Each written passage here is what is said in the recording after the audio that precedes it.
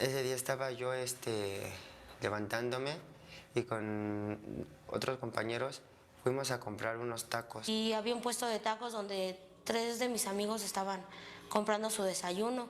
Llegaron las patrullas y sin aviso, sin nada, sin decirles nada, pues agarraron y se los llevaron.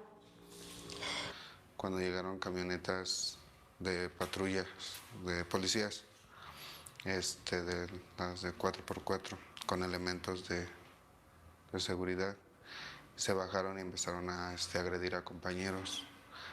En eso llegó el policía y me dijo, hijo, a ver, pásale para acá. Y yo le dije, espéreme, oficial, pero si no estoy haciendo nada. Y me dijo, no, no, no, tú hazte para acá, a ver, ven, pásale, súbete a la unidad, por favor, hijo. En el intento de yo querer, bajarlo de la patrulla, pues me dieron una patada en la rodilla y me jalonearon. Después vi cómo les empezaron a pegar a mis compañeros.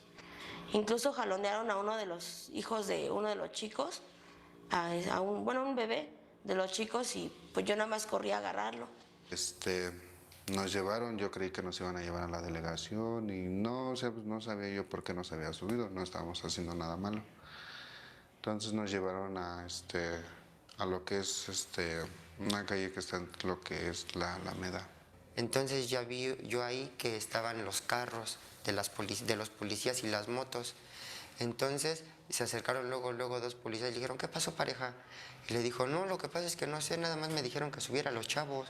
Entonces pues a nosotros nos dieron una versión que nos habían recogido y nos habían subido a la patrulla nada más en lo que nos desalojaban. Un oficial nos dijo que nada más nos habían llevado ahí mientras quitaban los campamentos. Pero ya después estuvimos alrededor de una hora aproximadamente ahí, hora y media casi. Ahí en la Alameda llegó una pareja que empezó a señalar a dos de nuestros compañeros, los que tenían arriba de una patrulla. Y empezaron a señalarlos como acusarlos de robo. Los acusaban por robo y por daños a la salud en modalidad de narcomenudistas. Y a mí ya me dijo, ¿tú qué, güey? ¿Dice, has estado en cana? Y le dije, no. Y me dice, pues esta va a ser tu primera vez, porque te voy a mandar a chingar. Más que nada, quiero justicia para todos mis compañeros porque yo sé que no lo hicieron. Estoy 100% segura que ellos no hicieron eso.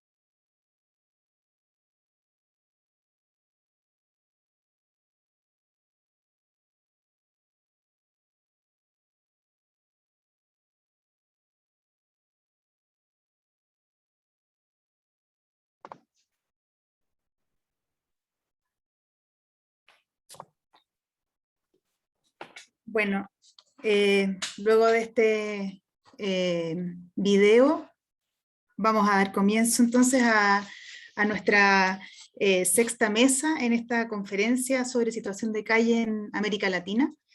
Primero me presento, mi nombre es Catalina Justiniano, yo trabajo en el Consejo Nacional de Desarrollo Urbano de Chile, y para mí, para nosotros, en verdad es un honor que nos hayan invitado, pues parte de la labor del Consejo es la implementación de la Política Nacional de Desarrollo Urbano en nuestro país, y donde estamos todos bien convencidos que la situación, las personas en situación de calle son una deuda pendiente y que tienen que ser abordadas por la política. De verdad la invitación de poder estar acá con ustedes.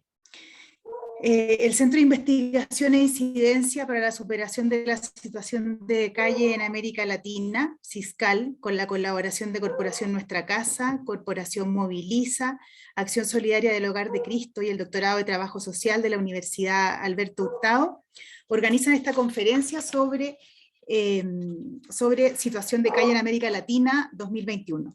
A nombre de todas estas organizaciones les damos las gracias a todos y todas quienes estarán compartiendo compartiendo sus trabajos, la situación de calle hoy día y en particular, o sea, en particular hoy día, pero también durante toda esta semana, así como a todas y todas quienes se unen a cada una de estas 14 mesas. Esta es la número 6, como yo decía en un comienzo. La Conferencia sobre Situación de Calle en América Latina 2021 busca contribuir a la discusión e intercambio de conocimiento sobre la situación de calle en América Latina, a través del encuentro de investigadores, de profesionales dedicados y dedicadas al trabajo con esta población en el ámbito público y privado.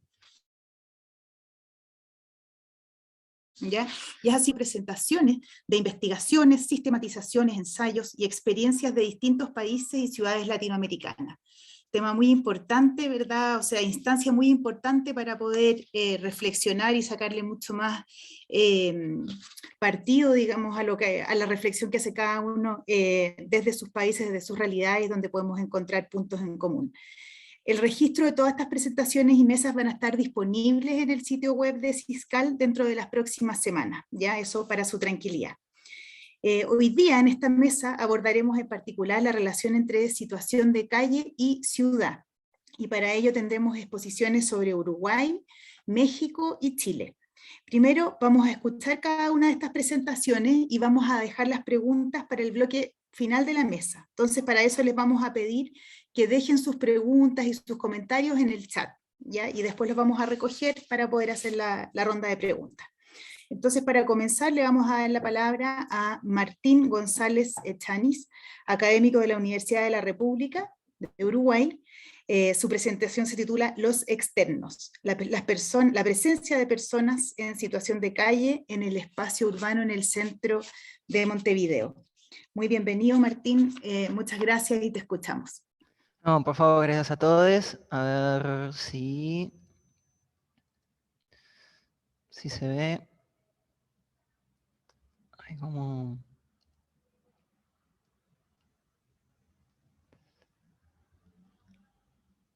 A ver, no. Ahora sí. Ahí se ve bien. Sí, todo súper bien. Está buenísimo. Presentarme, soy docente de la Facultad de Ciencias Sociales de la Universidad de la República de Uruguay, desde Montevideo.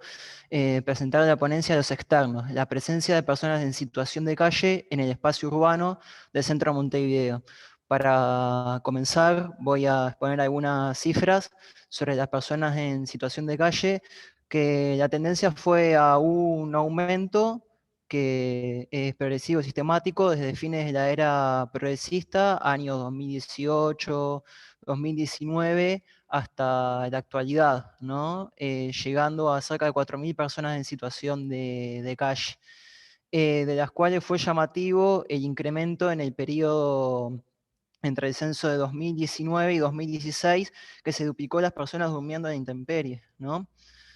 Pero bien, en el último momento hay una fuerte crisis económica, social y política, con un aumento de desempleo, cerca de 100.000 nuevos desocupados, un aumento de la pobreza e indigencia que se duplicó, de 0,2 a 0,4% de las personas viviendo bajo la extrema pobreza, y de ollas populares que se creó como respuesta durante la pandemia y que sigue actualmente hacia el hambre que están viviendo las personas de abajo, ¿no?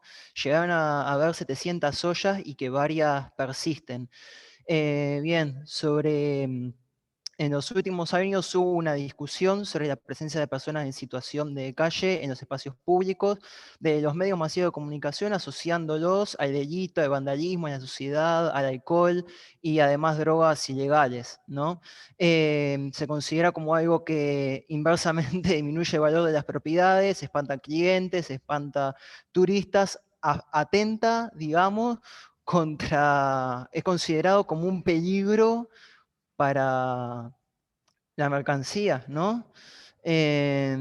También varios medios anteponen al ciudadano de pie, al que paga sus impuestos, contra el indigente. Y es más, aparece la palabra indigente repetidas veces en un sentido de ellos contra nosotros, ¿no? Y también por parte de la Intendencia de Montevideo, considera en un doble discurso tanto la preocupación como la preocupación de los vecinos, lo cual muchas veces es problemático porque puede dar pie a discursos de limpieza social, ¿no?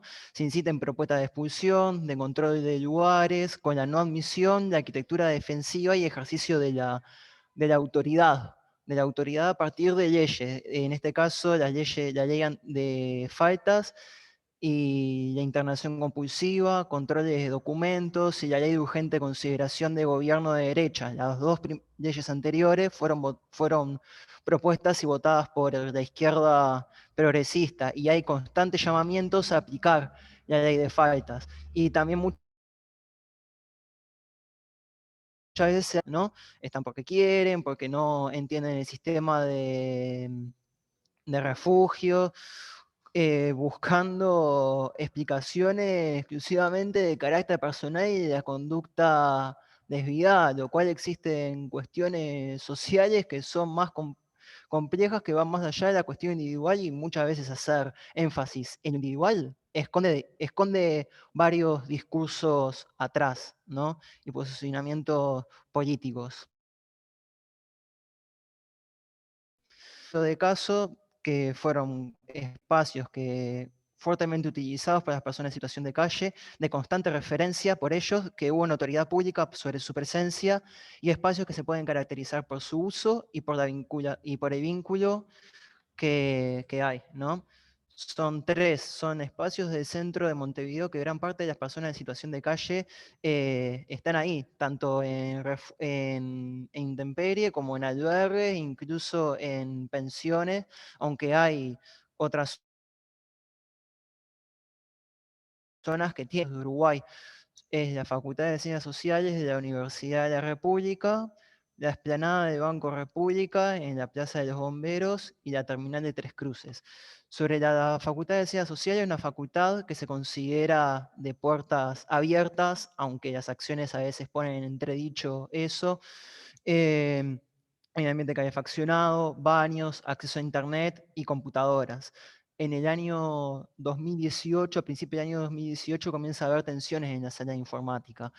Por una parte, cuando llegan los extranjeros, como diría un candidato a decano, las personas externas a la facultad, como dijeron los documentos internos del consejo y el discurso de los decanos de la facultad, y las personas ajenas a la universidad, como define gran parte de la prensa masiva, ¿no? Con distintas posiciones expulsivas y posiciones de trabajo sostenido, hasta posiciones que buscaban un diálogo, pero muchas veces tendían hacia la expulsión, ¿no? Hubo una fuerte presión mediática que ahora la voy a mencionar y que realmente condiciona fuertemente y fija discursos y sentidos. La experiencia de sala libre y el nacimiento del colectivo de personas en situación de calle, colectivo NITEP, la consolidación del colectivo y que se ha expresado sobre la expulsión en la sala y ha propuesto de que queremos permanecer acá, ¿no? Queremos permanecer en este espacio y no querer que se los expulse. Y el proceso de derivación responsable, como se le llamó, de la sala de informática y la creación de la casa, que es un centro de la Intendencia de Montevideo, por el cual se cerró la facultad de la sala de informática de la Facultad de Ciencias Sociales, digamos, se utilizó la aplicación de un reglamento solo para personas de la comunidad universitaria. Si no sos de la comunidad universitaria, bueno, en la sala de informática no podés estar. Está este lugar, pero sí hubo un cierre de ese espacio, y hay que decirlo. Bien, sobre el rol de la prensa masiva, la primera nota fue a mediados de junio del año 2018, que voy a leer el titular de Búsqueda, que es el diario que escribe generalmente la intelectualidad de derecha en Uruguay, de derecha política. Unas 70 personas viven en la calle y pasan el día en la Facultad de Ciencias Sociales. El decano pide ayuda al MIDES. Algunos utilizan las computadoras para buscar trabajo, otros generan problemas con el personal por peleas y robos a los alumnos. Los estudiantes piden no cerrar las puertas a esta, y ahí sí abren comillas, población históricamente excluida, y el rector dice que las instalaciones son solo para universitarios. Claramente eso va sin entrecomillado, ¿no? Otros titulares de prensa, y varios titulares hubo. habla de indigentes pasan todo el día en el edificio, que pasan todo el día en la facultad, y en El Observador también, que es un periódico con una editorial vinculada con la derecha también y con el Opus Dei, pero que es de presencia masiva, al igual que El País. Ciencias Sociales se evalúa asistir a los indigentes que se apoderan de sus instalaciones para trabajos prácticos. Fíjense de lo que estamos hablando, ¿no? También el debate por el cierre de Gerardo Caetano. Después, editoriales, ¿no? Dedicó a la sala de informática, tanto el diario del País, El Achique para los sin techo, Casa Tomada, ¿no? Y luego la reapertura también fue polémica y hubo pocos artículos de prensa, solo ese y otro más del diario El Observador, y luego hubo varios artículos con la reapertura y con la posición, digamos, de decanato de la derivación, ¿no? Sobre las personas en situación en calle, ya repetimos, se consideran indigentes, hay un lenguaje bélico que se habla de ocupaciones que se apoderan de las instalaciones, el problema asociado al aumento de personas en el lugar, presentar la facultad como lugar de achique y no tomar la decisión de expulsar, ¿no? Generando presión para eso. Se muestra la tipología de malos usos generalizados, amplificados y realización de notas cuando ocurren, para dar sensación de que ese lugar es de terror, de que vomitan, orinan, defecan todo el tiempo, de que hay peleas constantes, de que hay robos, mostrando como un ambiente hostil, cuando en realidad muchas veces no lo es. Sí, pasaron algunos episodios, pero la gran mayoría no, y no se mencionan los usos del acceso a la información, de acceso cultural y de la cuestión más instrumental, desde hacer currículum, de comunicarse con familiares, ¿no? Hay una presión también por exigir la expulsión y la aplicación de la ley de faltas. Sobre Banco República, de la sede 19 de junio, o sea, instrumentalmente es un techo amplio, con acceso a recursos sociales y es un lugar céntrico de gran circulación. La prensa muestra a las personas en situación de calle por su alta presencia y los asocia hacia la suciedad del lugar y del término de dispositivos solo para la limpieza, ¿no? Y menciona varias historias de vida. Es el Ministerio de Desarrollo Social el que propone la expulsión. Y esta vez fue tanto de las personas en situación de calle como distintos colectivos artísticos que se apropiaban verdaderamente y que daban un uso cultural de la explanada del banco, ¿no? Había una fuerte presencia de seguridad en el horario de cierre y barreras simbólicas, que son esos conos naranjas, que ahora voy a mostrar varias fotos de esos conos, que es una barrera simbólica que incluso utiliza el gobierno actual para no cortar las calles en las protestas, y que muchas veces las personas no se animan a atravesar esa barrera de una decisión arbitraria, ¿no?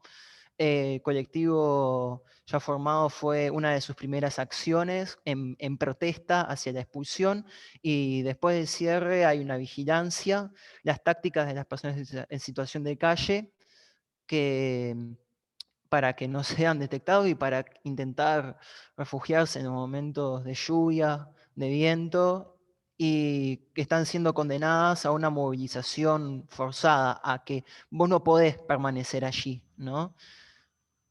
Así se ven los conos con el personal de seguridad. De día hay policías que te impiden salir. También la plaza de enfrente de la Plaza de los Bomberos, ¿no? Con formación móvil dispuesta a que vos podés estar un momento nada más en la noche, y que estás constantemente siendo expulsada las personas que están en la intemperie, ¿no? En invierno es operativo de la policía, que o te subís al minibús o te tenés que ir. Acá no podés estar, pese a que no están haciendo daño a nadie, ¿no? Los artículos también son varios con una impronta similar a la de la sala de informática, ¿no? Se considera como refugio a indigentes, incluso periodistas acusándolos de que es un hostel y que se va a acabar eso con el nuevo ministro del Interior, el ya fallecido Jorge Larrañaga, que decía, las leyes hay que aplicarlas, acá no puede haber personas en situación de calle y la ley está para, para ser cumplida y a la autoridad se le obedece, a pesar de que aplique mecanismos autoritarios y de violencia institucional, que no son ni nada más ni nada menos que represión policial, o por lo menos eso desde una perspectiva crítica con la realidad social. También la terminal de Tres Cruces, que convive terminal con shopping, hay baños, hay ambiente calefaccionado, wifi, acceso vigilado, ¿no? Cámaras por todos lados, vigilancia constante, existen tácticas para no ser visibilizados, el hacerse dormido, entre otras más, y la existencia del código 32, el código antipichis, que bueno, la traductora no va a entender nada. Pichis es un término originado por la policía y por los milicos, que vos no sos una persona, que se aplica tanto a las personas pobres como, como a los militantes sociales, ¿no? Es un término totalmente despectivo y denigrante. Acá hay fotos de la terminal, el único artículo de prensa de investigación del periódico El País, la constante, las cámaras dispuestas y la presencia de seguridad, tanto en el shopping, que es la policía militarizada, que de hecho va con vestidos militares, como sería el equivalente a los carabineros de Chile, ¿no? O al BOPI en Brasil, y exigiendo documentos, exigiendo pasajes. Si vos no tenés, te tenés que irte. Entonces, ante la presencia de las personas, se puede ver distintos tipos de caracterizar, desde no permitir el ingreso, propuestas expulsivas, ¿no? Como ya venimos hablando, propuestas intermedias de disuasión y de derivación responsable, que en definitiva también son propuestas expulsivas, y que fue la actitud de la Facultad de Ciencias Sociales, y el trabajo con las personas en situación de calle, atendiendo a las necesidades en un marco de actuación y una crítica de la desigualdad social que es provocada por una estructura, ¿no? Por una estructura y por un sistema, vamos. En el caso de la Facultad de Ciencias Sociales se vio por la experiencia de la sala libre, la creación de colectivo Ni Todo Está Perdido y el apoyo de docentes de la Universidad de la República a ese colectivo, ¿no? Ya del colectivo se ha hablado, pero es un colectivo de personas en situación de calle, por primera vez en Uruguay con la ruptura del usuario pasivo, ¿no? Objeto de políticas. Bueno, se organizan y plantean reivindicaciones como cualquier movimiento social, como los sindicatos, ¿no? Encuentro con grupos y colectivos de situación de calle, con Proyecto 7, que es una organización hermana de NITEP, con Movimiento de Pulazao da Rúa y con otras organizaciones de varios lugares de América Latina, el vínculo con movimientos sociales y nada, rechazo a la expulsión también, el cambio de imagen, digamos, que se ha generado porque es un colectivo que responde, que tiene un discurso y que tiene una voz y que ha actuado contra las propuestas expulsivas, ¿no? Y hay varias frases de colectivo. Ya estoy haciendo un paneo. Esta fue la protesta contra el cierre y la expulsión en la explanada del Banco República, reutilizando el concepto de los conos amarillos, de los conos naranjas, y en una analogía a los chalecos amarillos. En la interna de discusión era una analogía a los chalecos amarillos de Francia, por el carácter flúor y por el darle otro sentido. Esta frase voy a leerla porque es asombrosa e interpeladora. Es más fácil esconder a los pobres que crear techos y trabajos dignos. Bro, banco de todos.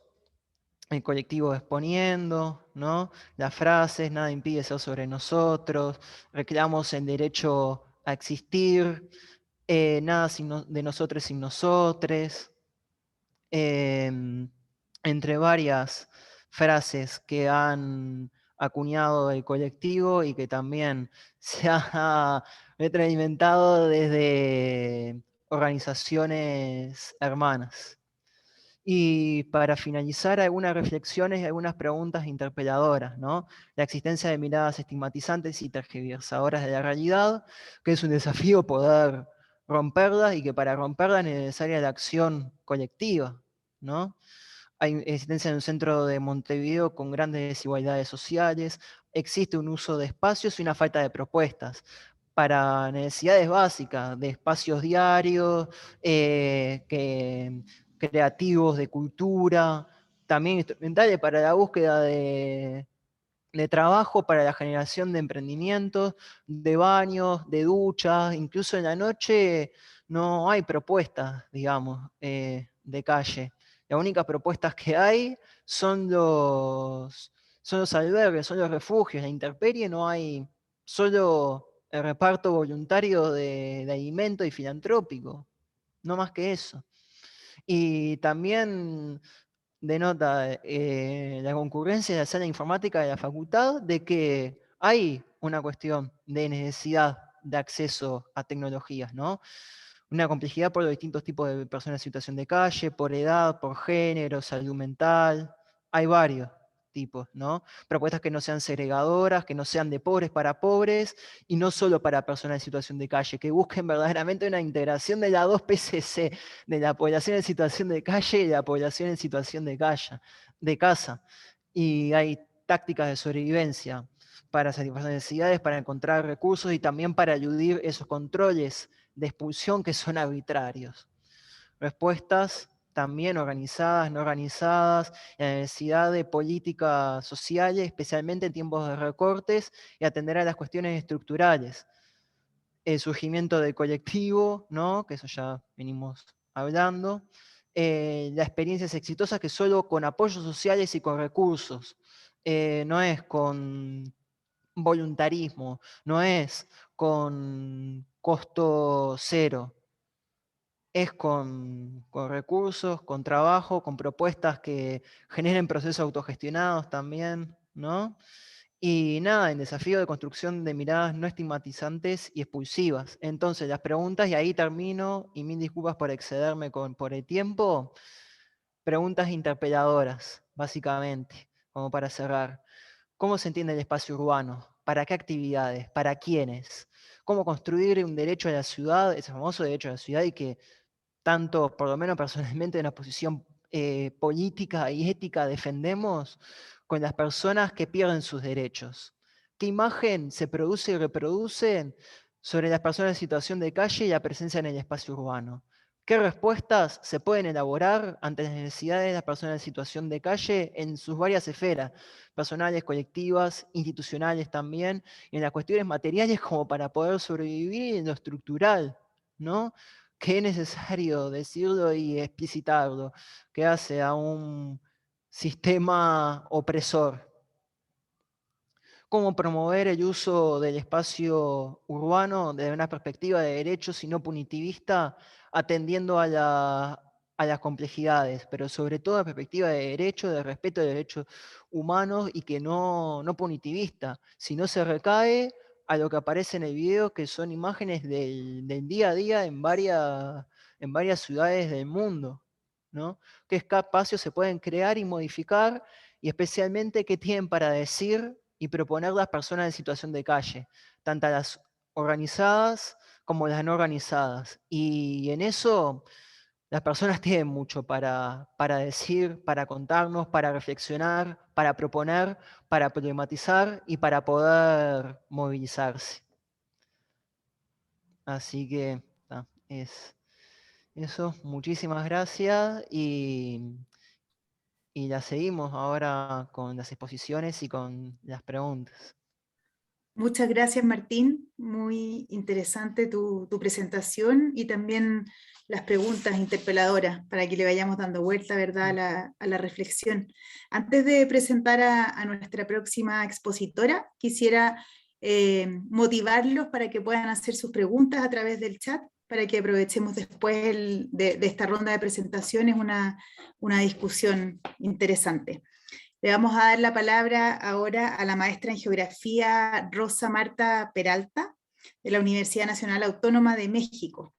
La presentación que ella nos va a hacer hoy día es Comportamiento espacial de la población en situación de calle del centro histórico de la Ciudad de México. Muchas gracias, Rosa Marta, bienvenida y adelante, el micrófono es tuyo. Muchas gracias. Voy a compartir en primer lugar mi presentación.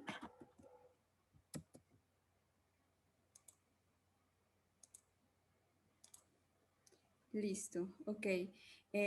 Pues bueno, el día de ayer también tuve una pequeña participación en el panel de la tarde y pues bueno, lo que les puedo decir es que yo soy geógrafa de licenciatura y estudié la maestría en geografía también en la UNAM y posteriormente estudié ciencias de la complejidad también en la UACM como posgrado.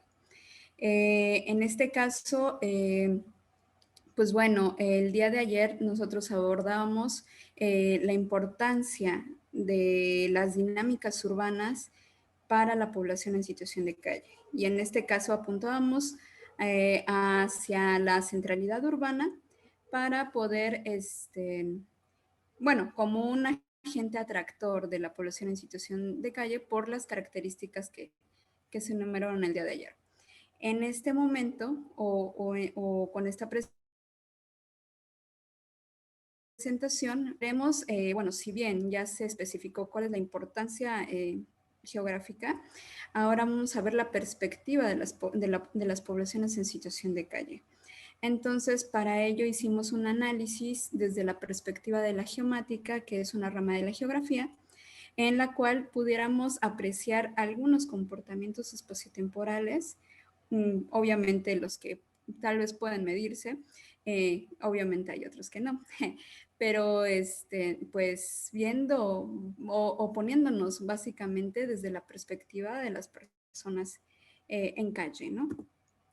Entonces vamos a iniciar con el contexto de la Ciudad de México. Como podemos ver, es un escenario violento, ya lo comentaba Martín, en Uruguay. Ciudad de México no es la excepción. Pues bueno, entonces aquí hay una suerte de violencias y de indiferencia política. Entonces, pues hasta el momento el tema pues no se ha tomado o no ha tomado la relevancia que se desearía, ¿no? Y con base en esta problemática es que se empieza a trabajar en este trabajo. Cabe mencionar que pues esta fue la tesis con la que obtuve el grado de maestra en geografía. Ok, pues básicamente de esta lámina, para no leerles todo, bueno, la importancia era identificar el punto de conjunción entre la geomática y las poblaciones callejeras. Si bien se estudia siempre desde el ámbito antropológico, tal vez, trabajo social, psicología y todo este rollo, siempre nos cuesta un poco de trabajo identificarlo con la geografía desde la perspectiva de que, bueno, hay una dimensión territorial de las poblaciones en calle. Ya también lo comentaba un poco Martín con esas cuestiones del espacio urbano, ¿no? Y bueno, ¿qué es lo que pensamos? Bueno, tenemos tres supuestos que basan esta investigación. La primera es la población callejera como constructor espacial. Si bien están ocupando y están modificando, es decir, bueno, más bien están ocupando y percibiendo el espacio y están construyendo a la misma vez territorialidades, ¿no? Y eso hay que tomarlo muy en cuenta. La geomática, por otro lado, es una ciencia técnica que pues sí, nos sirve en el ramo técnico para hacer ciertos procesamientos, pero también tiene importancia científica. Y finalmente, pues bueno, la geomática nos ayuda a comprender estas dinámicas que pues usualmente no es, tal vez podemos identificarlas indirectamente, pero no tenemos pruebas, ¿no? En este caso. Bueno, que se hizo un pues estudio del estado del arte y se encontraron 3 pues estudios que tenían que ver con esta perspectiva, con este enfoque. Y pues bueno, son 2 de Estados Unidos, 1 de Japón, y pues todos están determinados por las bases de datos que ya hay de albergues o algo así, ¿no? O sea, en sí no se levantan datos en calle y ese es un punto muy importante, ¿no? Que hay que empezar a construir nuestros datos desde pues estructuras que tal vez no pues podemos ver que se estudiaron el contexto geográfico de los albergues y la influencia en la reintegración social, pues también los procesos demográficos y zonales que hay dentro de las etapas de riesgo. Obviamente estas etapas de riesgo son antes o un precursor para la situación de calle, ¿no? Entonces aquí también se veía que había un patrón específico y características demográficas que incidían en adoptar la situación de calle. Y finalmente, pues se confirmó aquí en Osaka, Japón, pues la presencia de redes de apoyo. ¿A qué nos sirve más? ¿La cohesión social en la supervivencia o competir directamente por nuestros recursos, ¿no? Ok, entonces para esta investigación lo que se hizo, bueno, aquí se define el tipo de investigación que es transversal, o sea, el momento único. Si bien estamos hablando de espacio y tiempo, pues bueno, estamos hablando de diferentes cortes, ¿no? A lo que me refiero es que este instrumento que se está, o este análisis puede ser replicable a lo largo del tiempo y entonces podemos tener una línea base para poder haciendo los levantamientos. Y pues obviamente esto es correlacional causal porque queremos evidenciar relaciones, ¿no? Obviamente esto pues nos va a indicar que nos vamos a una escala microlocal en donde el enclave temporal urbano es nuestra unidad de medida o nuestra unidad de mínima cartografiable, como lo decimos en geografía, ¿no? Que es mucho de esto que también veíamos en la presentación de Martín, los puntos de reunión o los puntos en donde se sitúan cada determinado tiempo. Obviamente por eso son enclaves y temporales, ¿no? A la que nos pues, basamos son los levantamientos cualitativos del 2014. En un momento vamos a ver cómo se recopilaron los datos y pues obviamente nuestra universidad, nuestra área de estudio es el Centro Histórico de la Ciudad de México, ¿no? Ok, los instrumentos. Esto es continuidad. Estos fueron los resultados de un trabajo precedente en donde se hizo un recorrido por todo el centro histórico, actualizando una base de 1996 y se tuvieron estos resultados. Este es un mapa de puntos calientes en donde se identifican las áreas de mayor influencia de estos puntos de reunión, ¿no? Y pues bueno, esto nos va a servir mucho como un factor a explicar con las demás variables que vamos a integrar a las variables, bueno, las temáticas. Entonces, como pueden ver, fueron 234 variables que se evaluaron con respecto a la disposición de los enclaves temporales y pues estas son básicamente las temáticas, ¿no? Tenemos infraestructura, tenemos unidades económicas, tenemos características demográficas, obviamente temas de economía y turismo, incidentes viales, etcétera, ¿no? Marginación, delitos.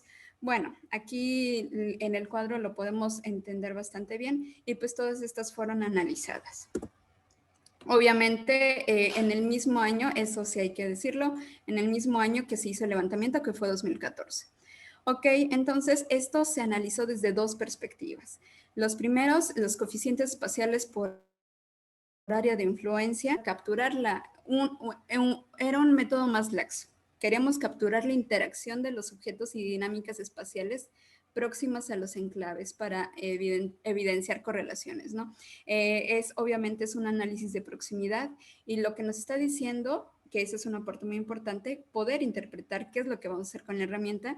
Estamos evidenciando que el espacio es continuo, o sea, no hay pues sí, no hay divisiones, el espacio es continuo, el espacio fluye, ¿no? En este caso, pues habla de áreas de influencia y gráficos de distribución. El segundo método fue coeficientes espaciales por manzanas urbanas. Y bueno, aquí ya lo replanteamos desde la perspectiva de que tenemos que estudiar uno por uno los casos de cada pues, manzana, en este caso del centro histórico, para ver cuál era la correspondencia entre puntos y la dinámica que aquí venía, ¿no? Entonces, pues esto, ¿qué es lo que queríamos con esto? Pues fue identificar correlaciones unitarias orientadas tanto a la incidencia como a la presencia, ausencia del fenómeno. Lo que nos está diciendo este método es que viendo la probabilidad de que en este momento está y el otro ya no, ¿no? Entonces también estamos incluyendo pues la temporalidad dentro de este método. Los resultados, pues vamos rápido. ¿Cómo podemos interpretar los resultados del primer método? Pues bueno, tenemos histogramas, ¿no? Entonces, ¿qué es lo que nos va a medir? Pues en el eje de las X, aquí como vemos en el diagrama, tenemos el diagrama en la distancia promedio al enclave, ¿no? Entonces, obviamente estamos a una distancia de 100 metros, ¿qué dinámica hubo? A una distancia de 200 metros, ¿qué pasó? Etcétera. Y pues en el eje de las Y, aquí nos viene la frecuencia de las variables, en el sentido de que qué tan fortalecida estaba una variable en esta distancia, ¿no? Entonces, como podemos ver aquí, hay unos ejemplos de ciertas variables que fueron más pues prominentes, ¿no? Por ejemplo, las plazas monumento, y esto es un punto muy importante porque, bueno, ayer se platicaba de qué es lo que pasaba con estos puntos de reunión ahora en la pandemia, ¿no? Y si cerramos las plazas porque, bueno, pueden ser un punto de infección, entrecomillado, y ellos se basan completamente en las plazas monumento, pues obviamente ahí hay un proceso de expulsión, ¿no? Entonces, pues bueno, otro tipo de variables son pues los templos, los comercios de periódicos y revistas, y en este caso las vías férreas pues tienen un factor, más bien una correlación pues completamente al revés, ¿no? Estaban fortalecidas conforme pasaba, mientras crecía la distancia a los enclaves temporales o a los puntos de reunión. Ahora bien, pues de este análisis lo que pudimos identificar fueron ciertas variables que estaban completamente correlacionadas en distancia desde esta perspectiva de espacio continuo. Y pues bueno, aquí las resultantes o las temáticas resultantes fueron infraestructura, los ejes de calle, obviamente, bueno, también la infraestructura, las unidades económicas y la demografía. Pero bueno, queríamos ir un poquito más allá e identificar un poco o no perder de vista esta perspectiva espaciotemporal. ¿Cuáles fueron los resultados del método 2?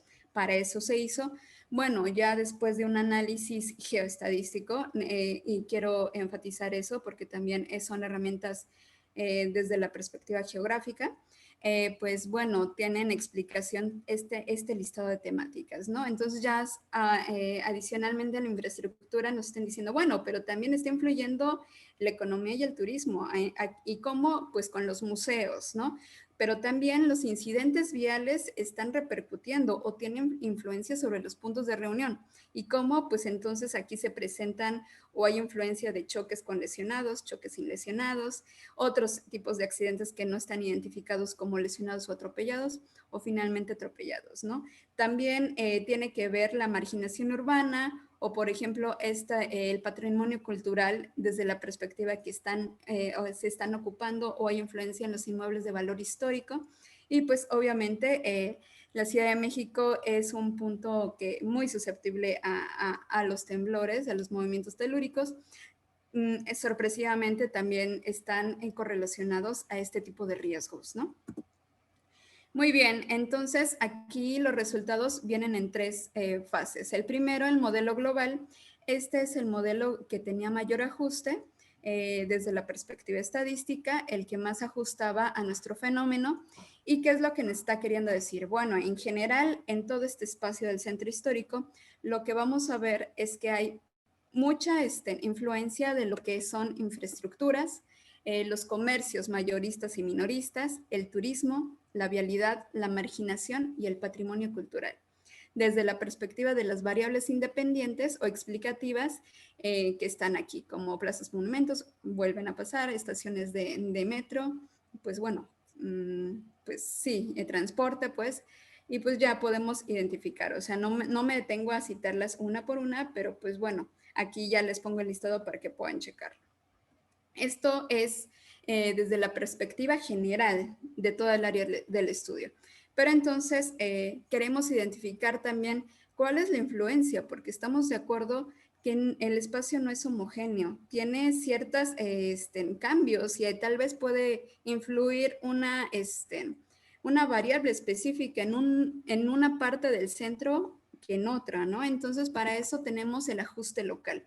Entonces, ¿qué es lo que se hizo? Con todas las variables que nos salieron en el modelo global, era la influencia de cada una de estas variables en las diferentes zonas del centro histórico. Entonces, aquí nada más les puse un ejemplo, no les iba a poner todos, pero por ejemplo, si estamos hablando mucho de plazas monumento, aquí en el primer mapita lo que estamos viendo es que los colores más oscuros nos van a identificar las áreas que más tienen que ver, que el fenómeno de calle tiene que ver más o está explicado más por las plazas o los monumentos. Igualmente el comercio de instrumentos musicales, etcétera, ¿no? En este caso, pues una cosa muy importante con los comercios es que no propiamente están explicados por el mismo comercio en específico. En la ciudad, en el centro histórico hay corredores especializados de comercio. Entonces, una calle puede estar pues especializada en fotografía o por ejemplo en instrumentos musicales, etcétera. Y lo que nos está diciendo o lo que podemos interpretar desde la geografía es de esa calle, no propiamente el negocio, es lo que me está explicando la preferencia de las poblaciones callejeras para poder pues habitar ese espacio, ¿no?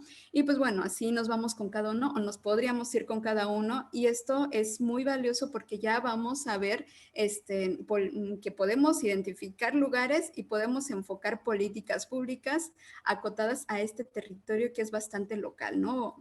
Y bastante específico, ¿no? Entonces, se vuelve un gran instrumento. Ahora bien, bueno, esta es la bondad de ajuste para identificar qué tanto ajustaba el modelo.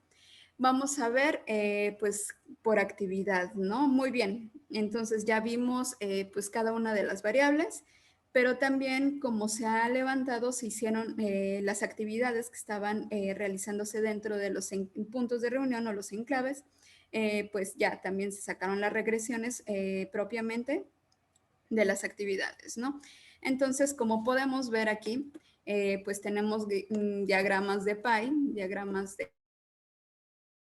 de pastel, pues cada una de las temáticas de las variables a partir de las actividades. Entonces, ¿qué es lo que nos está diciendo? Por ejemplo, en los lugares de pernocta están identificados con que están más explicados o se ajustan más a la infraestructura, a las unidades demográficas y a las unidades económicas, ¿no? Quizá un poquito a las vialidades, ¿no? Y pues bueno, a esto se interpreta como que en los lugares de pernocta o de descanso son de cierta forma los mismos, son estables, ¿no? A diferencia de las demás actividades, pues ya hay mucha diversidad que ver y esto se traduce en diferentes dinámicas, ¿no? Obviamente aquí tenemos alimentación que también se basa en la infraestructura urbana que tenemos y en las unidades económicas y ya, bueno, en otra perspectiva con los accidentes incidentes viales, la marginación urbana. Aquí un punto muy importante que también se ha visto en algunos casos es que la alimentación también se encuentra en los tiraderos clandestinos, ¿no? Y pues bueno, podemos tener ahí un buen análisis de ello, ¿no? Y pues bueno, también estamos con los ejes de calle y así nos vamos, ¿no? Para socializar otra vez vuelve a fortalecerse la infraestructura y ya de diferentes temáticas pues se va desglosando. Ahora cambia completamente el discurso, ya no es la infraestructura lo que los mueve, lo que los está moviendo son las características demográficas de la población. Y déjenme decirles que en este 55% se está basando en la fuerza económica de las mujeres. Las mujeres son más perceptivas, tienen más pues ocupan más, ¿no? O encuentran más oportunidades laborales con la fuerza económica de las mujeres, ¿no?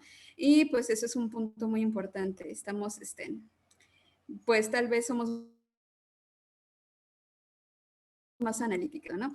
Y aquí también otro punto ya para finalizar con las actividades, en las actividades, en los puntos intersitiales, es decir, los puntos que utilizan para llegar de uno a otro lugar, está explicado el 19% por delitos.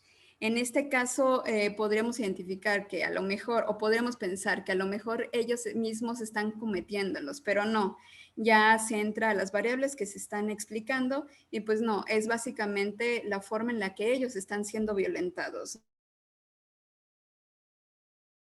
¿no? Son varias como si viniera de un tercero, ¿no? Entonces esto es muy importante, no hay nada que ver todo este discurso que nos decían en la ponencia anterior, de que pues están delinquiendo o tal, ¿no? El imaginario que siempre estamos teniendo, pues no, resulta que no es al revés, ¿no? Entonces eso es bastante interesante. ¿Qué es lo que tenemos? Pues a simple vista, pues es que la falta de datos que tenemos y que tenemos que armarlo y todo, es una falta de atención desde las ciencias, ¿no? Y esa es una de las principales problemáticas de la investigación del tema de la población de calle, ¿no? Obviamente, pues identificamos que la aportación de la geografía es bastante interesante y bastante importante. No hay que tomarlo o no hay que dejarlo de lado, ¿no? Que obviamente este método nos está diciendo o nos está identificando un espacio, un comportamiento espacial general, un dónde con estos mapitas de los lugares y un durante qué actividades está ocurriendo qué, ¿no? Obviamente esto es un instrumento bastante potente para la incidencia y política pública, y obviamente es lo que les decía, o sea, es leer más de allá de la variable, es entender el contexto geográfico, ¿no? Y esta interpretación espacial de lo que representa el espacio para ellos, ¿no? Y pues bueno, ok, pues sí, la población general sí conoce directa o indirectamente las estructuras espaciales, ¿no? La población con casa, o como decía, en situación de casa, nos decía Martín, lo conoce muy bien, ¿no? Entonces, pues hay algún, pues no sé, una contradicción en el hecho de que dicen de que, bueno, van de un lugar para otro sin rumbo fijo y no sé qué, pero no, o sea, sí se entiende, ¿no? Y pues bueno, esto que les decía que la población de calle no es víctima, no es victimaria, sino víctima, y que la educación es una constante presente, ¿no? En este caso, pues muchas variables siempre terminaban, o el trasfondo era la educación, ¿no? Y pues bueno, ¿qué es lo que nos va a servir o cuáles fueron nuestras conclusiones? Bueno, la hipótesis fue probada. En la geomática o a partir de la geomática podemos identificar patrones. Y esto, al final, los resultados que tuvimos van a incidir en la política pública en el sentido de que no vamos a tener que construir espacios hostiles como la expulsión de población por COVID o algo así. No, necesitamos construir desde la administración urbana, espacios terapéuticos para ellos. Y pues más allá de la terapia o algo así, necesitan este tipo de variables o de, sí, pues de infraestructuras que les puedan ayudar a poder hacer su vida, ¿no? En este caso, pues mis recomendaciones principales es que deben de introducirse infraestructura, equipamientos y servicios accesibles a las necesidades de la población de calle y se pueden distribuir con base con la influencia zonal que mostramos en cada uno de los mapas. Hay que identificar las ventajas territoriales y poder incidir en el estudio de, por ejemplo, qué ventajas tienen los comercios de fotografía en qué nos está diciendo el espacio, ¿no? Sí, también la predilección por inmuebles de valor histórico, museos o marginación comprueba que hay necesidad de satisfacer necesidades habitacionales, ¿no? En este caso, pues hay que también armar una política pública que les asegure esta parte de necesidad habitacional, ¿no? Formular el reglamento de tránsito en el sentido de que hay que aventajar al peatón en este caso, ¿no? Y vamos para poder hacer la prevención. Obviamente, pues nunca va a estar de lado, no vamos a dejar de lado las estrategias de aprendizaje a través de los educadores de calle y finalmente, pues necesitamos fomentar el diseño de instrumentos de conteo desde la perspectiva de especialistas que puedan pues empoderar la situación de calle, ¿no? Y pues bueno, finalmente pues agradezco el espacio en esta mesa. Con el gran Bansky me despido. Muchas gracias. Muchas gracias, Rosa Marta. Muy interesante tu presentación. Nuevamente los quiero insistir en que puedan hacer sus preguntas para la última ronda después con los expositores. Y ahora vamos a pasar a la última presentación. Le vamos a dar la palabra a Diego Troncoso, que él viene de la Universidad Alberto Hurtado de Chile. Y su presentación se titula Rucos de inseguridad, situación de calle e inseguridad ciudadana en la periferia de la ciudad. Bienvenido, Diego, y adelante. Buenas tardes. Bueno, primero que nada, ¿se ve la presentación? ¿Todo bien? Sí, todo bien. Quizás si la ponen ahí, en modo presentación. Ya puedo poner la cámara, pero estoy atravesando algunos problemas de conexión. En caso de cualquier cosa, por favor, me cuentan si algo no se escucha. Bueno, no sé si la gente del resto de los países hermanos conocerá la palabra ruco, pero acá las personas en situación de calle llaman ruco a las viviendas que ellos mismos construyen, en la vía pública, en caletas, debajo de puentes, en general en el espacio público. Bueno, este proyecto fue realizado en el marco de mi trabajo de titulación de antropología hace ya un par de años, el año 2017, fue un decir que se ve un poquito más abajo, pupilas vacías o el acto de observar puertas adentro de la calle. Bueno, en primer lugar, antecedentes de la investigación. Me gustaría partir con el tema de la inseguridad ciudadana, pensando que en Chile y en general en Latinoamérica el tema de la inseguridad ha sido un tema de los que han tenido mayor relevancia o preponderancia en el diálogo público desde 1990 hasta ahora, cuestión que se refleja en la creación de instituciones, por ejemplo, como Paz Ciudadana, que es la que ha gestionado la temática, al menos acá en Chile. Y durante la última década, la seguridad ciudadana ha ocupado el primer puesto entre las problemáticas más importantes de Chile. Y acá abajo vemos un cuadro donde precisamente el año anterior al que se hizo este trabajo, el problema de la seguridad ciudadana, siempre vinculado al delito, a la seguridad pública, alcanzó un 30% entre las mayores preocupaciones de la población según Corporación Latino Barómetro. Bueno, y en segundo lugar, ¿por qué vincularlo con situación de calle? Precisamente porque cuando hice la revisión del estado del arte en el marco de este proyecto, me di cuenta que no existían abordajes en torno a la seguridad ciudadana en vinculación con la situación de calle.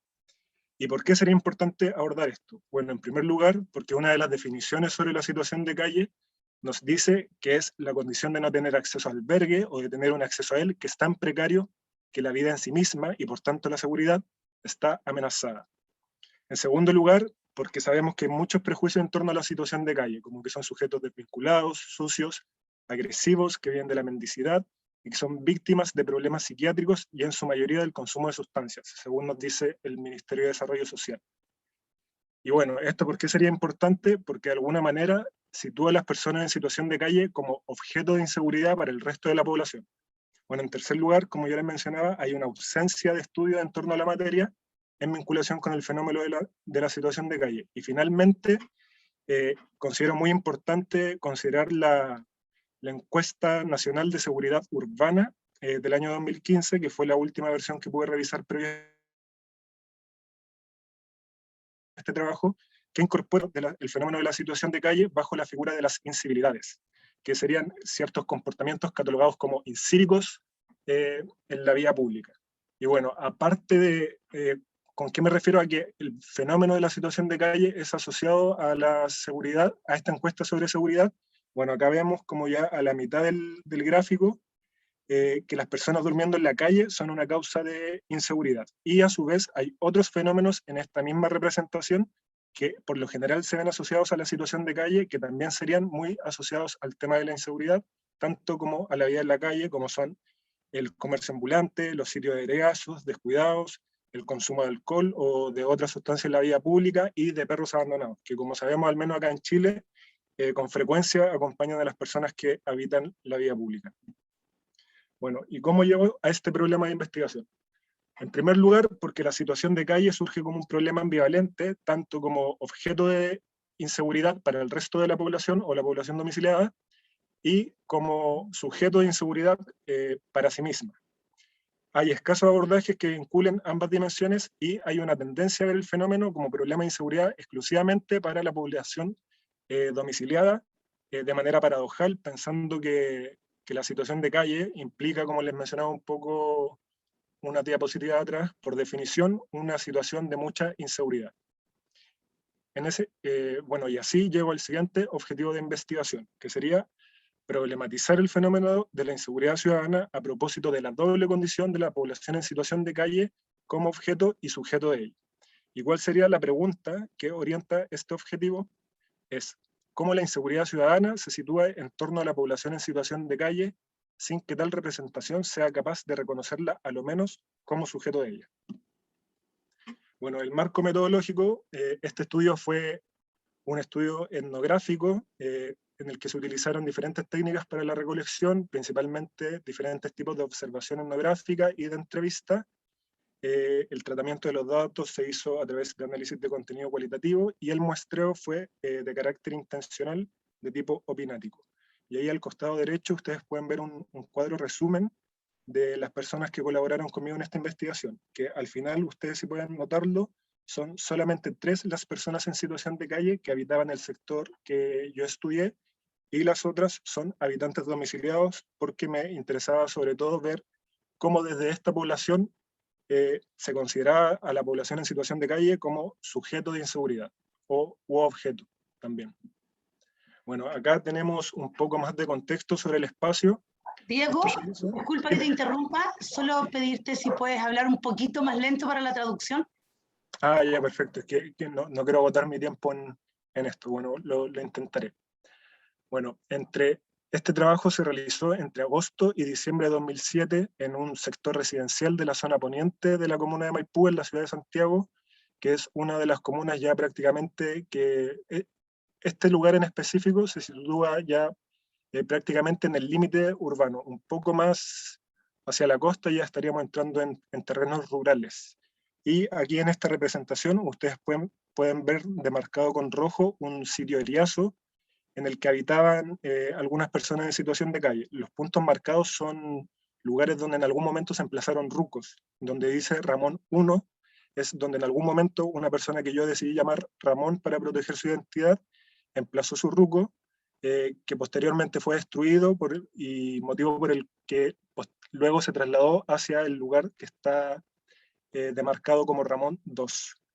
Y bueno, ahí donde está Ramón 2 no se nota mucho, pero ustedes podrían ver o imaginar que hay un microbasural, que es de donde Ramón con frecuencia obtenía recursos para vender chatarra, papel, sacaba ropa, incluso alimentos. Y donde dice Fabián, ese es el frontis de un supermercado, que ahí habitaba otra persona que tenía un pequeño ruco en ese lugar. Y bueno, hacia el norte es donde se sitúa el sector residencial propiamente tal, con el que trabajé en la recolección de información. Y para un poquito más de contexto, este sector está catalogado como un sector socioeconómicamente medio. Y por otro lado, hacia el sur, que es el lugar de donde provienen las personas en situación de calle que habitaban en este lugar, está caracterizado como con población de estratos medios bajos. Y bueno, el marco conceptual, en primer lugar, trabajé a partir de la idea de seguridad ciudadana, que como ustedes pueden leer aquí, es un concepto que no tiene definición unívoca, pero que se puede acordar que tiene que ver con una forma de entender la vida en que las actividades cotidianas se pueden desarrollar sin perturbaciones, sin peligro, etc. Sin embargo, con frecuencia el concepto, al menos acá en Chile, ha estado asociado mucho al tema de la seguridad pública y de la delincuencia, que es el sentido que yo no necesariamente le quise dar, pero que fue el que fue determinante en el transcurso del trabajo de campo. En segundo lugar está la idea de domiciliocentrismo, que es un concepto que acuñó Leonardo Piña, que él lo define como el etnocentrismo de la tribu asentada. Sin embargo, acá se podría argumentar que hay una suerte de etnologización de la pobreza, No obstante, yo creo que acá no es un descuido del autor al definir el concepto como tal, sino que es un uso más cuando él nos habla de que los abordajes sobre la situación de calle generalmente recuerdan a lo que se ha hecho en torno a la población indígena, siempre estudiándola en función de lo que carecen. Por ejemplo, como decía Pierre Clastres, las sociedades primitivas sin Estado. En el caso de la situación de calle, siempre se la ha definido como las personas que carecen de casa, que carecen de vínculo, que carecen de trabajo, etc. Y bueno, yo acá trato de modificar un poco el concepto de alguna manera y lo asocio a la idea de sociocentrismo, para tratar de entender cómo un grupo social, en este caso la población domiciliada, pone sus categorías, sus propias categorías, como escala de valor para interpretar lo que sería la vida en la calle. Bueno, posteriormente, desviación, que es un concepto que yo recojo de Becker y que lo voy a leer para mayor precisión. Él nos dice que es que la desviación no es una cualidad del acto que la persona comete, sino una consecuencia de la aplicación de reglas y sanciones del infractor a manos de terceros. En ese sentido, es desviado quien ha sido exitosamente etiquetado como tal, y el comportamiento desviado sería el comportamiento que la gente etiqueta como tal. Y finalmente, ocupo la idea de espacio urbano para referirme a las prácticas espaciales y sobre todo a las representaciones y significados que la gente hace sobre el sustrato físico que nos proporciona la ciudad. Bueno, los resultados de investigación que les voy a presentar están orientados por cada objetivo específico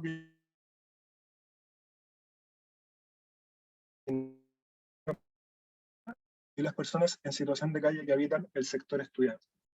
Bueno, ¿qué resultados me encontré yo acá? En primer lugar, que las interacciones entre ambas poblaciones son escasas y generalmente mediadas por la limosna. Por otro lado, también hay una visibilidad estratégica y un ocultamiento de los comportamientos que podrían ser catalogados, y lo fueron por parte de la población domiciliada, como desviados, ya que por parte de la población en situación de calle era preponderante el miedo a sufrir el etiquetamiento. En tercer lugar, hay una tendencia a evitar la interacción por ambas poblaciones por diferentes motivos que les voy a comentar luego. Y acá hay una distinción entre la de calle con las que frecuenté la mayor parte del tiempo, una que es Fabián, que él tenía una presencia poco visible desde el sector domiciliado, ya que habitaba en el frente del supermercado, y la interacción con esta persona en particular era muy poco conflictiva. Y por otro lado, el caso de Ramón, que era una presencia muy visible, como ustedes ven acá en la imagen, se puede ver desde las casas del frente, y era una interacción altamente conflictiva que estuvo muy marcada por intentos de expulsión y por la resistencia a estos mismos procesos.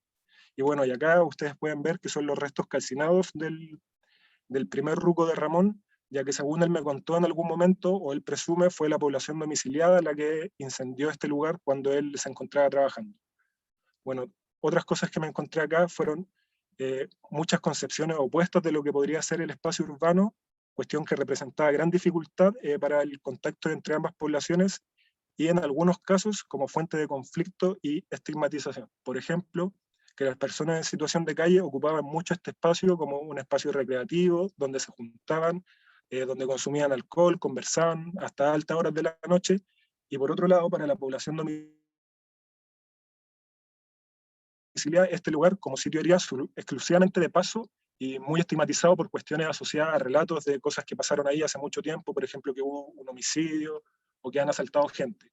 Pero acá llama la atención que toda la gente sabe de esas situaciones, pero nadie conoce a las víctimas propiamente tal. O sea que es más que nada un rumor o algo que se puede asociar mucho a un concepto de Teresa Caldeira, que nos habla, valga la redundancia, que nos explica cómo los espacios son estigmatizados a partir de una construcción del crimen a través del diálogo, los rumores, etc. Bueno, acá les traigo un par de citas de mi cuaderno de campo y de una de las personas con las que conversé del sector domiciliado, que vienen a ilustrar de alguna manera estas situaciones que les describo. La primera dice, es una conversación que tuve con Ramón. A los pocos minutos de iniciar la conversación, le pregunté por qué razón cambió el lugar de emplazamiento de su RUC. Él respondió que fueron los vecinos de la calle Maipú los que incendiaron su morada, por lo que decidió esperar unos días antes de volver, distanciarse algunos metros del antiguo lugar y construir un refugio más pequeño,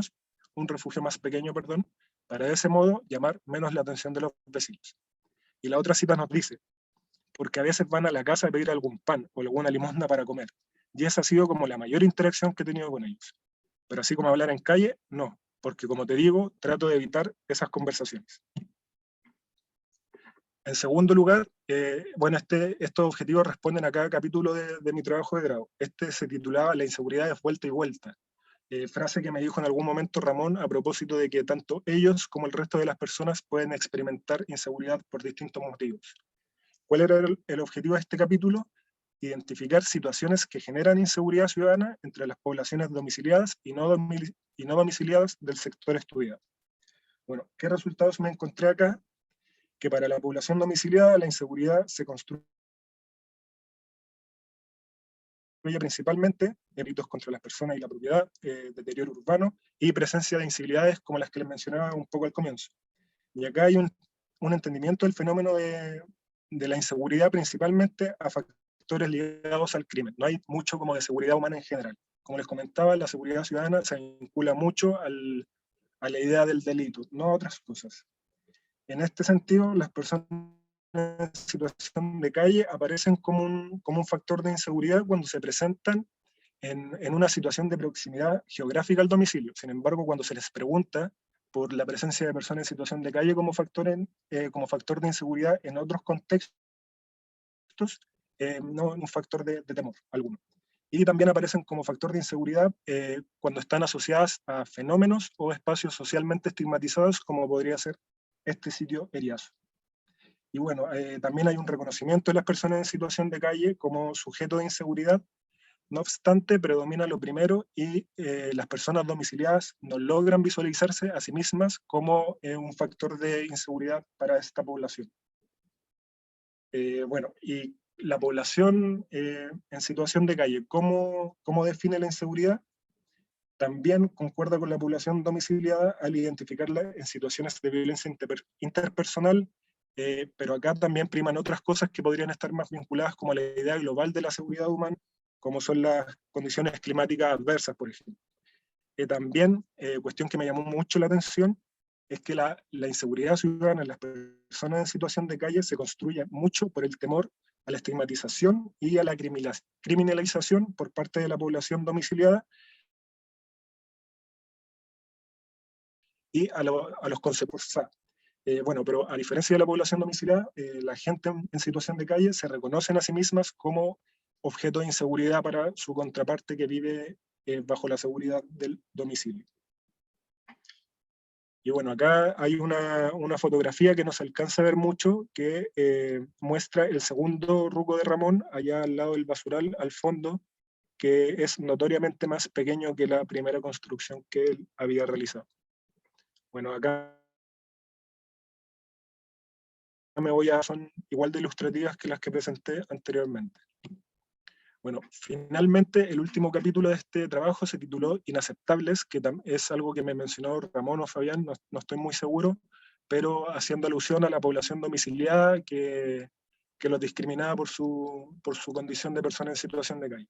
Y el objetivo de este capítulo era relacionar las situaciones de interacción entre ambas poblaciones y sus percepciones sobre la inseguridad ciudadana. Y acá, bueno, les anticipo un poco, pueden ver a un par de carabineros de Chile amparando a los funcionarios municipales, destruyendo el segundo ruco de Ramón cuando él se encontraba ausente. Finalmente llegó a puerta de movilidad forzada. Y bueno, ¿cuáles fueron los resultados que me encontré acá? Que la falta de interacción entre estas poblaciones responde a la inseguridad que ambas experimentan en relación a su contraparte. Por otro lado, también me encontré que las personas en situación de calle evaden la interacción y evitan determinadas conductas precisamente por este miedo al etiquetamiento como sujetos desviados. Desde el sector domiciliado, por otra parte, se construyen representaciones de las personas en situación de calle como sujetos peligrosos, tomando como base el estigma espacial que pesa, y también asociándolo como a los prejuicios que les mencionaba en un comienzo, mediados mucho por los prejuicios domiciliocéntricos que todas y todos cargamos. A lo que le asociaba también, por otro lado, el tema del habla del crimen, que tiene como foco central en este lugar residencial el sitio Eriazo, que al parecer todas las conductas desviadas se concentrarían en este lugar. Y finalmente, bueno, remarcar que existe una perspectiva domiciliocéntrica que señala una única manera válida de cómo habitar la ciudad, que sería bajo techo y pagando, básicamente. A diferencia de lo que quería de calle, que habitaba este lugar, que construía sus propios refugios y habitaban de manera ilegal, por decirlo de alguna manera. Y acá, bueno, estas citas me perdonan por pasarme un poco los minutos, pero no me las quiero saltar, son bien fuertes. Acá hay una cita que me habla de un diálogo que tuvo Ramón con un vecino domiciliado del sector, y el vecino le decía: yo no gasté millones para estar en medio de la basura. Y Ramón le responde: pero lamentablemente te encontraste con la sociedad de otro mundo, de otro lado de la moneda, con buenos drogadictos. Y finalmente dice: yo admito que soy un buen drogadicto y que esta hueá me da plata. Y se refiere al micro basural. Y ahí también hay otro valor importante de las diferentes concepciones del espacio urbano, donde un lugar para la población domiciliada aparece como una gran fuente de inseguridad, para la población en situación de calle aparece como un espacio que permite la obtención de recursos. Y bueno, finalmente, en las conclusiones, ¿cómo se respondería a la pregunta de investigación? Se puede decir que el reconocimiento de la situación de calle por parte de la población domiciliada es ambivalente, ya que se reconoce como un problema de inseguridad tanto como para ellos como para la gente que habita la calle, y en situación de calle hay una percepción de sí misma como sujeto y objeto de inseguridad, y una concepción de la inseguridad mediada altamente por factores heterogéneos que no son solo referentes a la criminalidad, como en el caso de la población domiciliada. Y la población en situación de calle construye mucho su propia inseguridad en relación a lo que sucede con las relaciones que tienen con la gente que habita en domicilio. Y finalmente, por el temor a la movilidad forzada y al despojo de sus pertenencias. Bueno, abajo les manifiesto un poco las limitaciones del proyecto de investigar, principalmente por la imposibilidad de extrapolar resultados, el formato y la temática de estudio, que dificulta la crítica a las perspectivas sinogaristas, ya que el tema en sí mismo era bastante ligado como a entender problemáticas que hablaban de conflictos más que de afiliaciones. Por otro lado, el consumo de sustancias también fue un problema del trabajo de campo, ya que muchas veces no pude seguir conversaciones con estas personas, y también muy importante la perspectiva de género, porque no pude tener algún tipo en la calle de mujeres. Y bueno, la fotografía que les muestro es la continuación de lo que tiene que ver con los carabineros, que es cuando finalmente Ramón vuelve al lugar y ve que lo despojaron de sus pertenencias y él decide incendiar el camión. Eso sería mi presentación. Le agradezco mucho su atención y me disculpo por los 2 minutos de más. Muchas gracias, Diego. Muchas gracias a nuestros 3 expositores. Ciertamente súper interesante y complementario. Creo que es interesante que los casos una muy distinta, ¿verdad?, en lo que ocurre en los centros de la ciudad y lo que puede ser las personas en situación de calle en zonas residenciales, quizás más alejadas del centro, pero donde parece que hay hartos factores comunes que tienen que ver en el fondo con la situación de las personas en cuanto a como vistos como un foco de inseguridad. Y no sé, una de las cosas que yo creo que me quedo al escucharlos a ustedes es como es más fácil o más directo y tenemos más manejado el verlos a ellos como focos de peligro y que dan inseguridad a la comunidad, pero finalmente quién se hace cargo de la seguridad de ellos, de cómo protegerlos, y creo que desde ahí las exposiciones de ustedes dan hartas luces en el fondo y ayudan a ir empatizando y ojalá nos desafían a ir como diseñando y creando vías de solución, y quizás en eso sería interesante a lo mejor que podamos ahondar en el ratito que tenemos ahora de conversación. Hasta el momento, aquí surgió una pregunta. Vamos a partir con esta pregunta que nos está haciendo Mauro Pino. ¿Cuál crees que es el rol que debe tener el Estado respecto a las personas en situación de calle?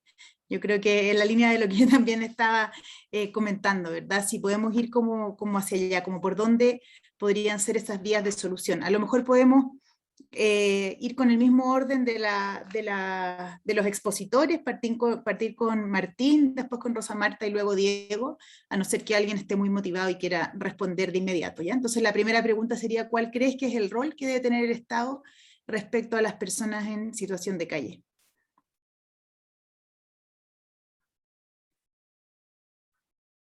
No sé, Martín. No, primero, digamos, en lo más cotidiano, de brindar recursos, de no ejercer mecanismos punitivistas, ¿no?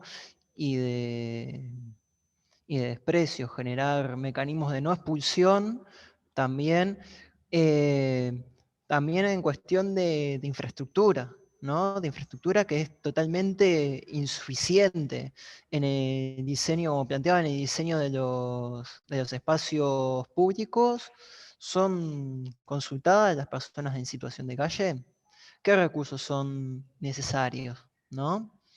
Y también, por supuesto, a mecanismos estructurales que varios de ellos empujan.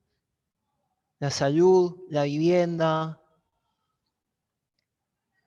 ¿no? Me parece que también va por ahí, digamos, que quizás no lo ofrezca el Estado, sino es un desafío contra la gestión del Estado, digamos, en esa disputa social, y también en generar mecanismos autónomos y comunitarios, ¿no? Por lo menos yo planteo esa perspectiva. Muchas gracias, Martín. Rosa Marta. Claro, sí, pues bien lo apunta Martín y también creo que dejé el enfoque bastante, bueno, tuve énfasis en ello. Si bien, pues en este momento nosotros tenemos una, pues, administración urbana que viene desde el enfoque revanchista y todo serie de medidas punitivas para expulsar población o gestionarlos ahora con este modelo de ciudad que es ciudad post-justicia, en donde, bueno, hay que gestionarlos y hay que generar capital a partir de su ubicación, ¿no? A partir de los despojos, ¿no? Entonces, sí, como bien pues comentábamos, se tienen que dejar de este tipo de prácticas, nos tenemos que alejar de estos pues modelos de control socioesponen en ciertas medidas que nos ayuden, ¿no? Que nos ayuden o que nos den algunos recursos con los cuales nosotros podamos pues llevarla mejor dentro de una situación de calle o inclusive pues dejar este tipo de o alejarnos de la situación, ¿no? Entonces me parece que en rumbo a ello sería el óptimo, pero pues bueno, tenemos bastante arraigado este tipo de comportamientos. Gracias. Muchas gracias, Rosa. Diego, no sé si quieres responder también a la pregunta respecto al rol del Estado, cuál debiera ser respecto a las personas en situación de calle. ¿Se escucha? Ya, perfecto. Bueno, sí, no sé cuál diría que es el rol del Estado con respecto a las personas en situación de calle. Yo tiendo a imaginar que es o debería ser el mismo rol que el Estado debería cumplir con cada uno de nosotros y nosotras, en términos de focalización. No sé, quizás yo creo que iría por la misma línea que va Rosa y Martín, también en virtud mucho de lo que se dijo en las tres presentaciones. Quizás como terminar con esas prácticas segregadoras o si se puede decir así, no sé. No sabría decir, más allá de que es la misma responsabilidad que tiene con cada uno de los ciudadanos y ciudadanas, no se me ocurre qué otra cosa podría ser el rol del Estado. Tampoco creo que haya la necesidad de plantear en el Estado el rol rehabilitador como algunos plantean, ya que de repente la situación de calle también puede ser una opción. No necesariamente tiene que ser una situación de desprotección. Yo me he encontrado mucho con personas en situación de calle que nos dicen, bueno, yo cuando vivía bajo techo, sufrí abuso de mi familia, o cuando vivía en una población en el centro de Santiago, quizás no tengo casa, pero acá estoy mejor que cuando la tenía. Así que no sé, yo creo que por ahí va mi reflexión con respecto al rol del Estado. Gracias, Diego.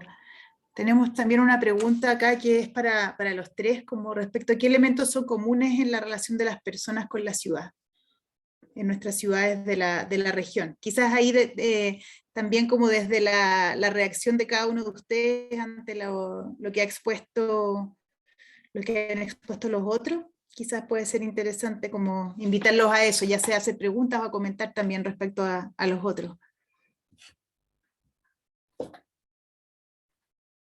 ¿Quién se anima? ¿Puedo partir? Perdón, Rosa. Sí, claro. Diego. Bueno, comentar que a mí al principio me tenía un poco preocupado pensando que mi tema como tal no cabía muy bien dentro de esta mesa principal, era el tema de la inseguridad.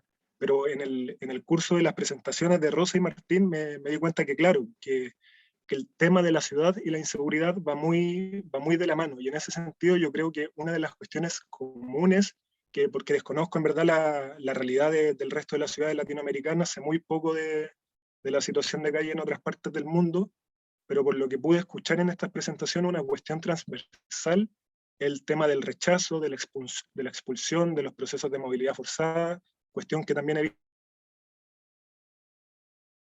visto en otros trabajos. Santiago Bachiller en España también, que nos indica que el tema de la expulsión de la ciudad, especialmente de los centros, es una cuestión muy constante en el fenómeno.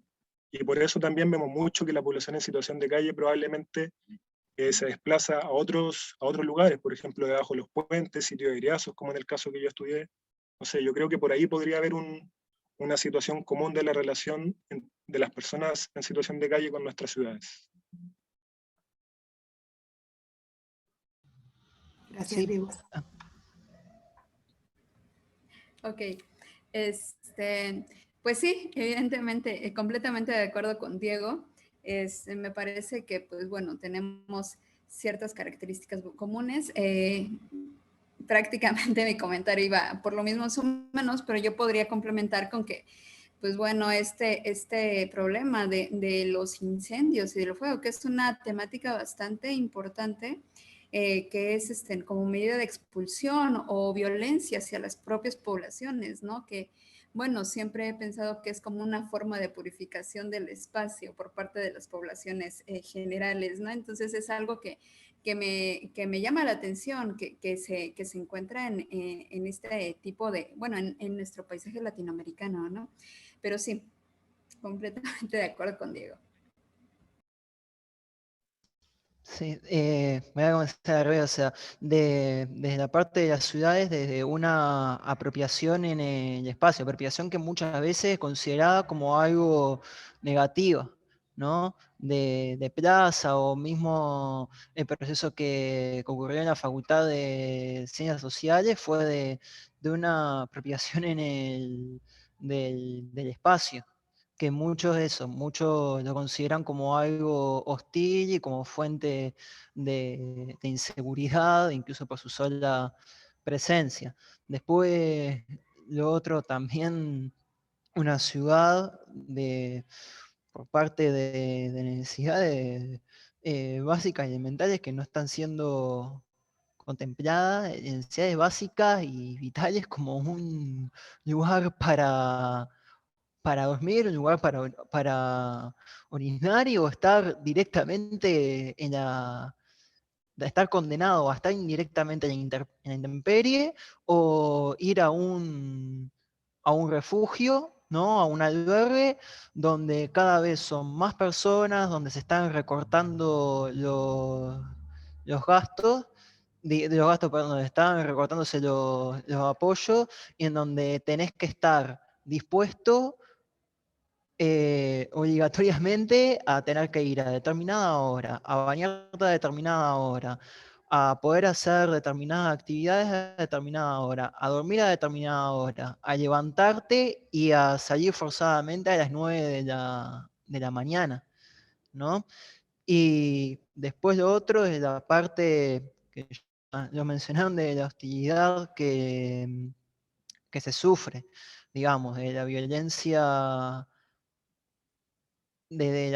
de grupos sociales, desde el vecino hostil hasta de grupos organizados que volvieron a aparecer en Uruguay, aunque nunca, por más que se diga de que nunca se fueron, siempre estuvieron latentes, grupos que, que prendieron fuego a personas en situación de calle, o sea, un hecho bastante lamentable.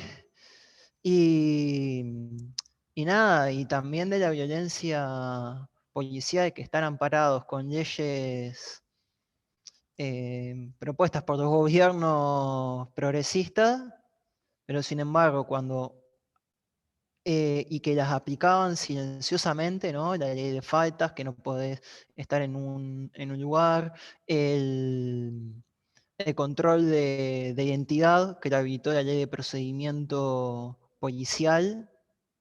Eso se agrava y en los hechos también la policía tiene vía libre para ejercer esa violencia que es constante por parte de la violencia policial y de vigilantes, ¿no? Que en el tema de las plazas, y con esto termino, o sea, eh, están todos con el cuerpo dispuesto de una forma, sentados o erguidos o sentados en los bancos. Ya si te parás sobre los bancos o si tenés una actitud opuesta, que tu ser va a un cuidaparque y te dice que te tenés que ir, y si no, llaman a la policía.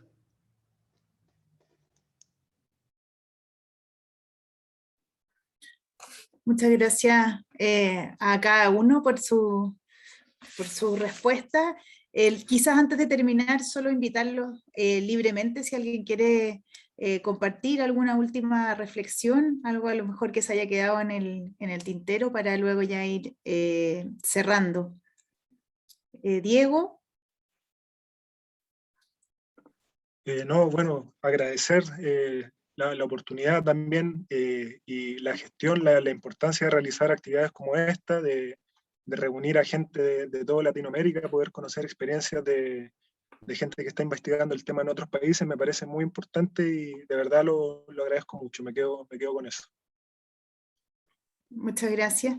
Saben que les voy a solo sumar una pregunta, reflexión que hacía alguien, como preguntas para los tres, de cómo poder graficar los sueños y las ilusiones de las poblaciones callejeras. Quizás con eso una inspiración también para su última reflexión. Y para no ser injusto, si Diego desde ahí también quiere aportar, bienvenido.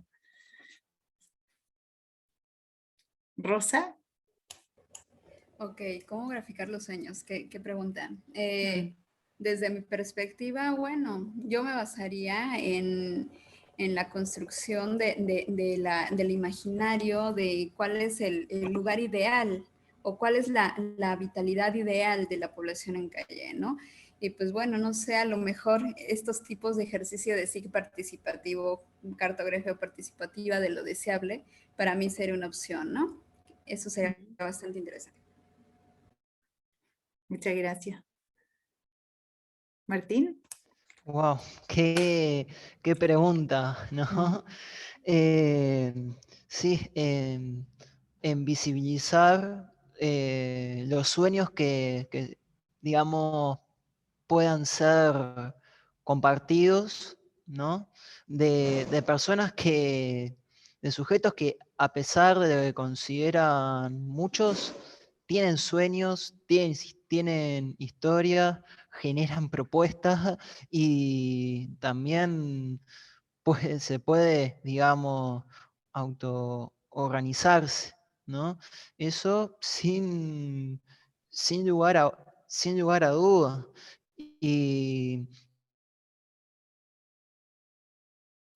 la experiencia de colectivo y todo está perdido, o sea, es fuerte la impronta que se quiere, ¿no? ¿Qué ciudad se quiere construir verdaderamente?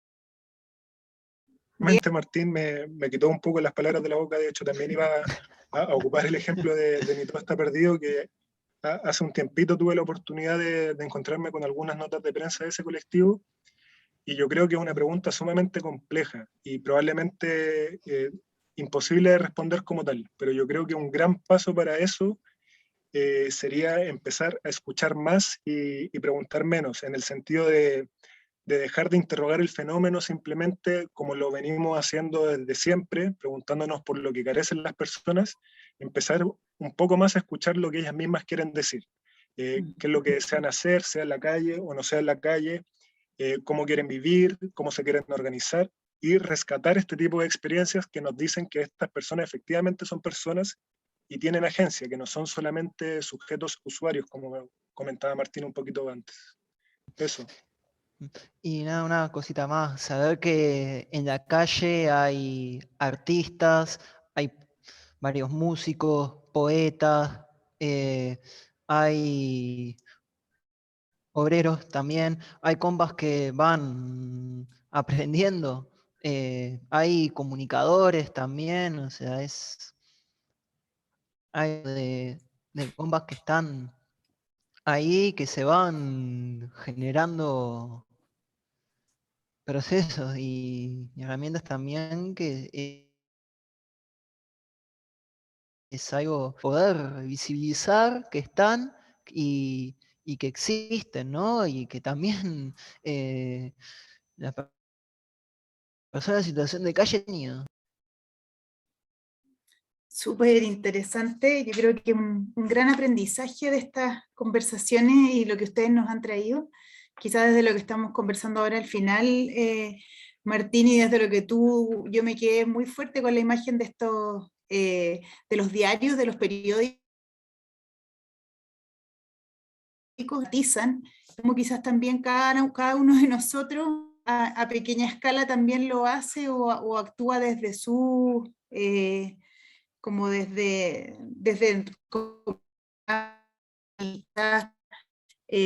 los que hemos estado en contacto con personas o ustedes con ellos en el día a día, yo creo que eso es parte como el primer paso, es conocer, entender, ponerse en el lugar del otro y entender que la visión de él probablemente es muy distinta a lo que él quiere, su agenda, al final cómo el sistema se hace cargo y acoge eso. Yo creo que eso es súper, es un gran desafío y en materia de ciudad no es menor. Mientras yo los escuchaba a todos ustedes y veía en el programa que hoy día en la mañana o en la tarde hubo otro panel sobre COVID, o sea, mucho de lo que ustedes presentaban hoy día son investigaciones previas a la pandemia, ¿verdad? Si eso lo vemos hoy día, o sea, me imagino, yo por lo menos como santiaguina lo veo en Santiago de cómo se ha multiplicado la calle, me imagino que eso ha pasado en todos los lugares. Entonces, con mayor razón, urge finalmente como dar un soporte. No es que el Estado tenga que resolverlo que la solución sea el desalojo para ir a una, como un modo de habitar, como concebimos nosotros, que es el que tiene que ser, pero en el fondo, finalmente, ¿cómo nos hacemos cargo para poder convivir armónicamente, digamos? Entonces, creo que hay un desafío enorme y por poner este tema de ciudadanos en relación a este grupo, que también son ciudadanos con sus derechos.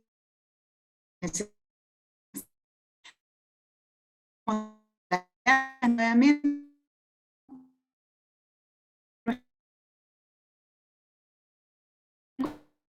todos quienes han participado, Les queremos recordar que están escuchándonos que todos los registros van a ser publicados próximamente en el sitio web de Siscal. Y también los queremos dejar cordialmente invitados para mañana.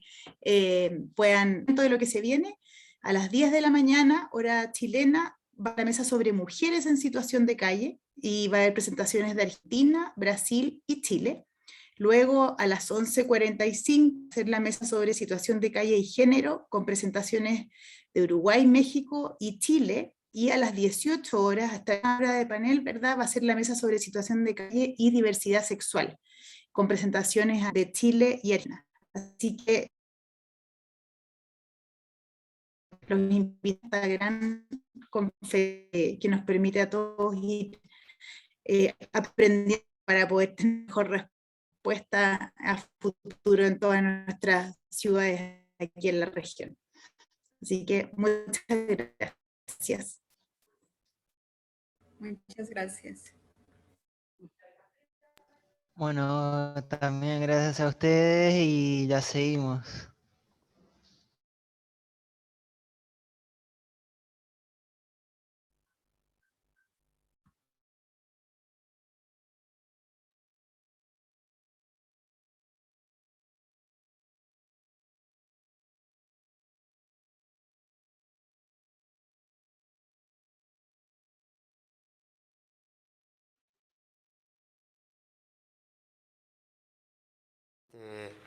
Ese día estaba yo levantándome y con otros compañeros fuimos a comprar unos tacos. Y había un puesto de tacos donde 3 de mis amigos estaban comprando su desayuno.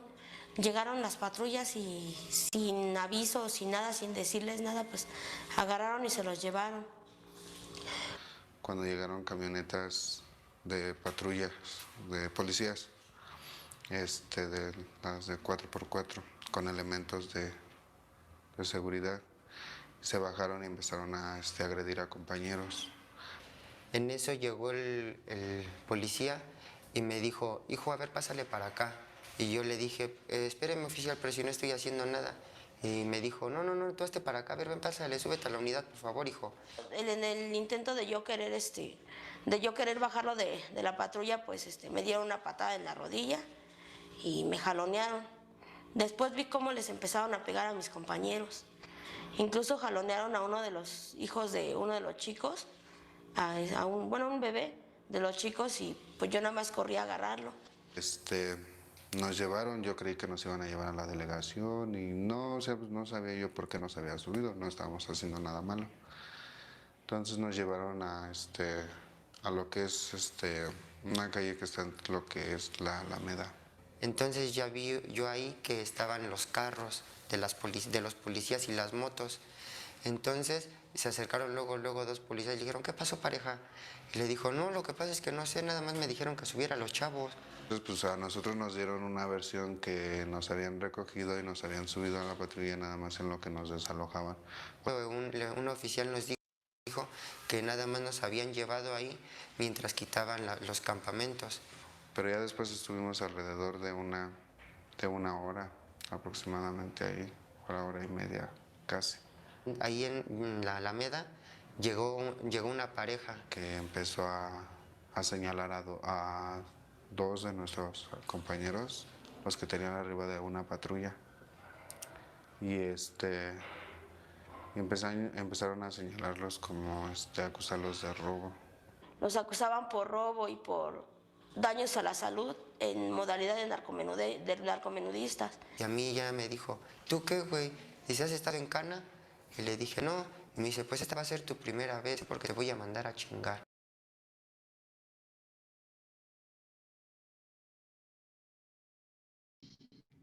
Ese grupo de panelistas.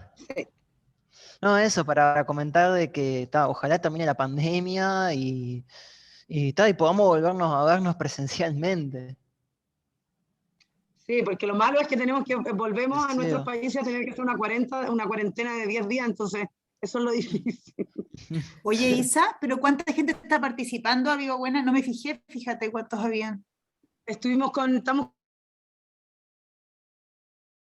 como con 50, es un poco porque yo creo que somos personas que trabajamos en esto, entonces A esa las hora. mañanas, nuestros horarios laborales habían comentado que era bueno, no tanto, era la primera importante. Así vamos, unos 50 minutos y hay más de ahí nos tal vez en esto que son hijos. Pues bueno, Claro. También después y eso